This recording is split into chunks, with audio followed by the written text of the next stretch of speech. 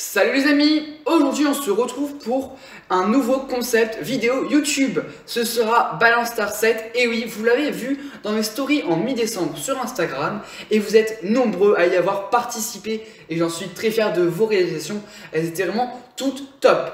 Alors aujourd'hui, nous avons sélectionné la recette de Baking in Madrid, je vous mets le lien de son compte Instagram juste en description. Ce sera donc des choux pécans butternut. Très simple à réaliser, une pâte à choux avec un craquelin, une crème pâtissière à la pécan et quelques morceaux de butternut qu'on aura fait revenir. Vous allez voir un vrai régal, c'est magnifique à réaliser. Vous allez voir, vous allez vous régaler. Alors sans plus tarder, tous en cuisine. Pour le craquelin, on peut venir verser le beurre pommade avec le sucre et venir crémer le tout. Là, on s'aide d'une cuillère. Après, vous allez voir, on va s'aider de notre maryse. On peut rajouter, une fois le beurre bien incorporé, la farine et mélanger de nouveau le tout jusqu'à avoir une préparation homogène. On peut s'aider de nos mains, bien évidemment, bien qu'ils sont bien propres.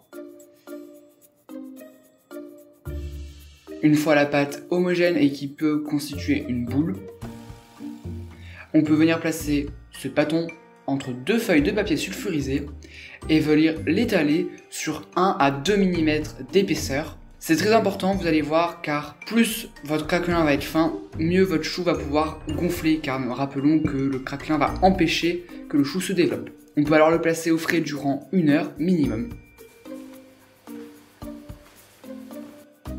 Pendant ce temps, on vient faire la pâte à choux en versant l'eau et le lait, puis le beurre, le sucre et le sel, et on vient faire porter le mélange à ébullition.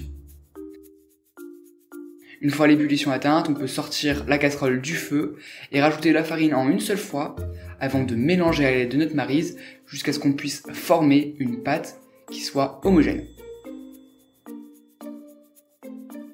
Regardez, c'est la texture à obtenir. On peut alors la remettre sur le feu et la dessécher pendant 2 à 3 minutes. Cette étape est aussi importante car elle va permettre d'échauffer le gluten et ce qui va faire que notre pâte va être élastique et qu'elle va pouvoir gonfler. On laisse alors refroidir notre mélange avant d'incorporer les œufs battus en 3 fois.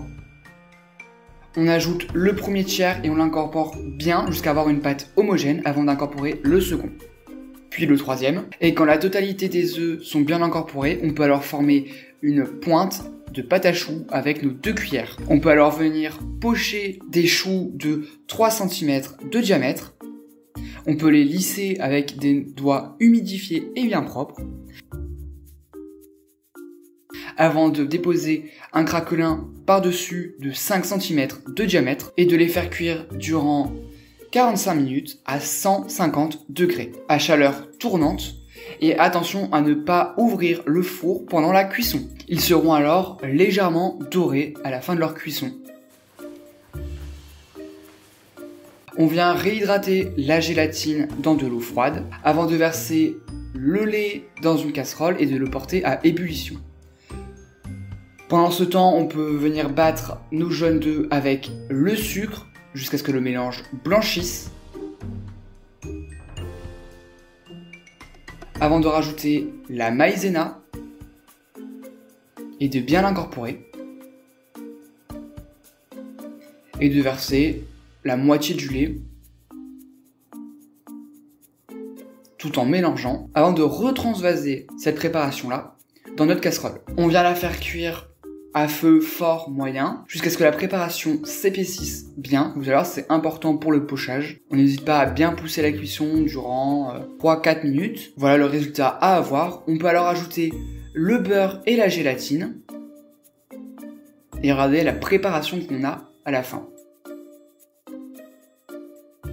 On rajoute le praliné, on incorpore bien, avant de le mettre sous film plastique si on ne l'utilise pas directement. Sinon, vous pouvez le mettre dans une poche à douille munie d'une douille cannelée de 1 cm de diamètre. On va faire revenir nos butternuts coupés en dés de 1 cm de côté environ dans notre beurre sur une poêle à environ thermostat 8 pour bien les faire dorer. Une fois qu'elles sont bien dorées, on peut rajouter le sucre et l'eau et faire caraméliser. Une fois bien cuite et bien fondante, on peut alors ouvrir nos choux en deux,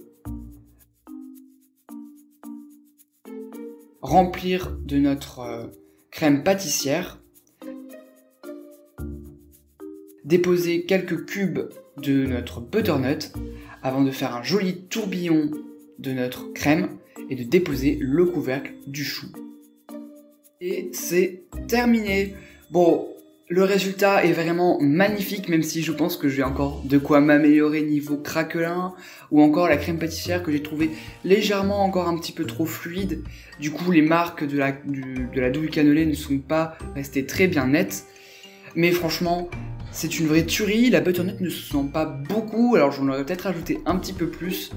Mais franchement, les dosages sont quand même relativement bien faits. On sent bien le praliné, bien la noix de pécan, et un petit peu on a une résistance du coup avec ces carrés de butternut. C'est vraiment une association que je n'avais jamais testée et qui est vraiment délicieuse. En tout cas, nous sommes régalés, on a adoré cette association et j'espère que vous aussi ça vous plaira. Alors tu peux t'abonner à mon compte Instagram, liker la vidéo et t'abonner à ma chaîne YouTube en activant la petite cloche pour ne rien rater des prochaines vidéos. En tout cas, c'était le premier épisode de ce Balance ta recette et j'espère que ça vous a bien plu. Les prochaines saisons arriveront très bientôt, je pense en tourner une peut-être début mai. Alors restez bien actifs sur Instagram en regardant mes stories pour bien sûr participer à l'élaboration de la prochaine recette. Et moi, je te dis à bientôt!